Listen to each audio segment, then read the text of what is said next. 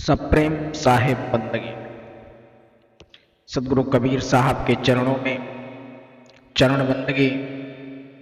महंत धीरज दास साहब के चरणों में चरण बंदगी।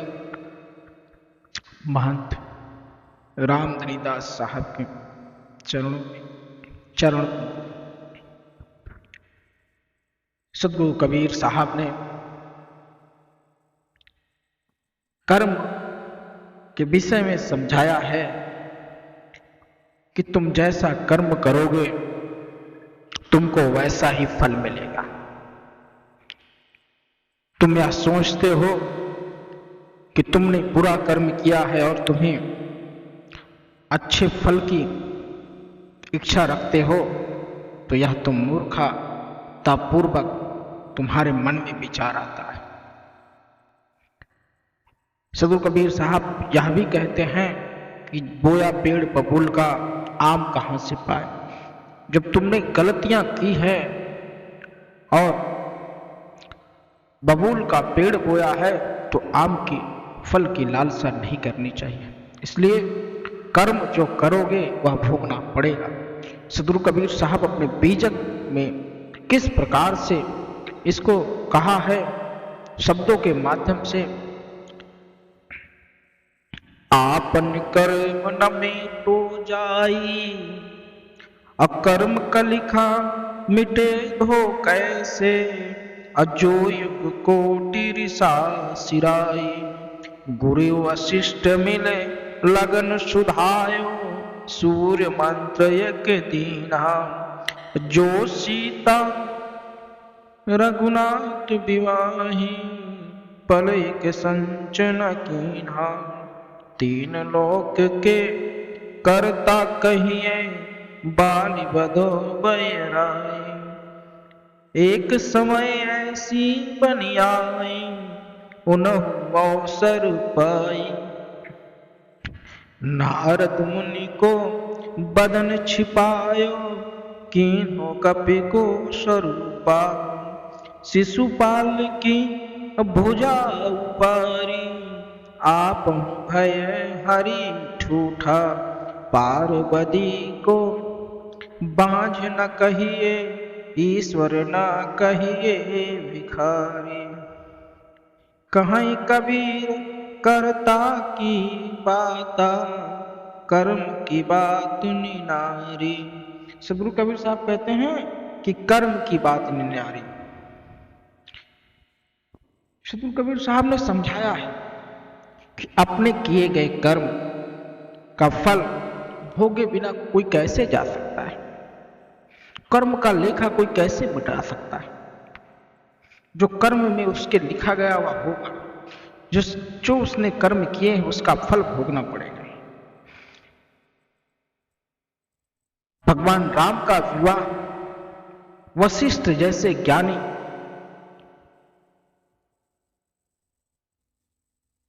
सतानंद स्वामी विश्वामित्र जैसे महान ऋषियों के द्वारा लग सुदिन देखकर उनका विवाह तय किया गया और उनको सूर्य नेत्र भी दिया गया। लेकिन जिस दिन से सीता माता का विवाह होता है वह कभी अपना सुखी जीवन नहीं जी पाई। वह उनके कर्म का फल था। जो उन्होंने कर्म किया था पिछले जन्म में उसको भोगना पड़ा। वह जो यहां कर्म किए हैं उसको भी भोगना पड़ता है। उनको तीनों लोक का कर्ता कहा जाता है भगवान विष्णु। लेकिन जब वह भी देखें कि रामचंद्र जी की जब शादी होती है, उनका विवाह होता है सीता माता के साथ, किस प्रकार से कितनी समस्याओं को झेलना पड़ता है। और फिर बन बन में ठोकर खानी पड़ती है, भोगना पड़ता है। राजा दशरथ की मृत्यु होती है, उनके वियोग में राजपाट सब चला जाता है, सीता माता का हरण होता है, लक्ष्मण को बाण लगता है। कितनी प्रकार से समस्याओं को झेलना, उनका कर्म होता है, वह कर्म को झेलना पड़ता है। सदगुरु कबीर साहब कहते हैं कि शिशुपाल को तो बाल अवस्था से ही श्री कृष्ण जी की गोद में डाल दिया गया था, लेकिन फिर भी श्री कृष्ण ने उसका भुजा उखाड़ दिया, जिसके कारण उन्हें भी प्रायश्चित करना पड़ा। कृष्ण जी स्वयं भी लूला होकर जगन्नाथ जी में बैठ गए।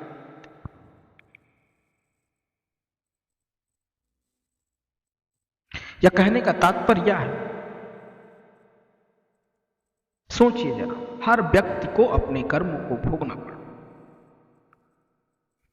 जिस कारण पार्वती जी को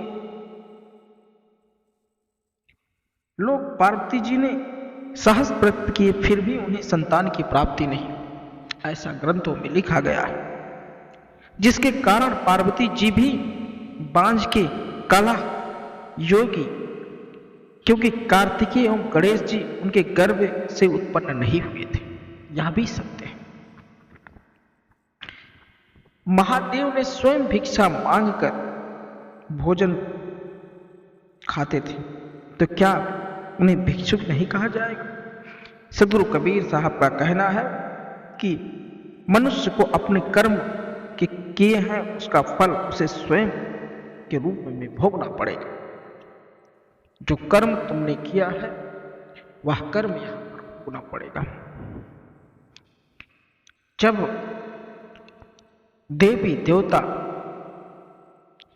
महान हस्तियां मिट गई, महान संत मिट गए, महान सत्य पुरुष मिट गए, इस धरा पर आकर जिनका कर्म को उनको भोगना पड़ा, एक साधारण मनुष्य की क्या औकात है।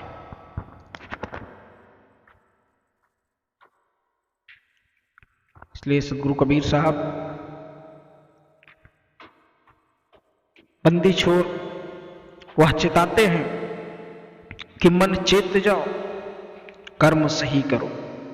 जब तक तुम्हारा कर्म सही नहीं रहेगा तुम्हें मुक्ति नहीं मिलेगी। जो कर्म करोगे उसे तुम्हें भोगना पड़ेगा, वह कोई नहीं मिटा सकता। इसीलिए कहा है कि सीता हरण मरण दशरथ को कर्म गति टारे नहीं। तो कर्म का लेखा कभी मिट नहीं सकता, लेकिन तुम अगर सच्ची भक्ति करते हो, सत्य पुरुष की आराधना करते हो, उस सत्य पुरुष की अपने मन मस्तिष्क में बिठा लेते हो, तब सभी जंजालों से मुक्ति मिल जाती है। क्योंकि एकमात्र ही सहारा है जो तुम्हें सत्यलोक का वासी बना सकता है, इस कर्म के बंधन से तुम्हें अलग कर सकता है। वह आदि अदली अविनाशी सदगुरु कबीर साहब सत्य पुरुष ही हैं। और तुम किसी की भी पूजा अर्चना कर लो, तुम्हें कभी मुक्ति मिलने वाली नहीं है, क्योंकि और किसी ने मुक्ति का साधन बताया ही नहीं, और सभी ने सिर्फ इसी 84 लाख योनियों में भटकने का ही मंत्र तुम्हें समझाएगा। लेकिन सदगुरु कबीर साहब के पास वह मंत्र है, सदगुरु कबीर साहब के वाणियों में, वह विचार में वह ध्यान है कि जिससे आपको मुक्ति मिल सकती है।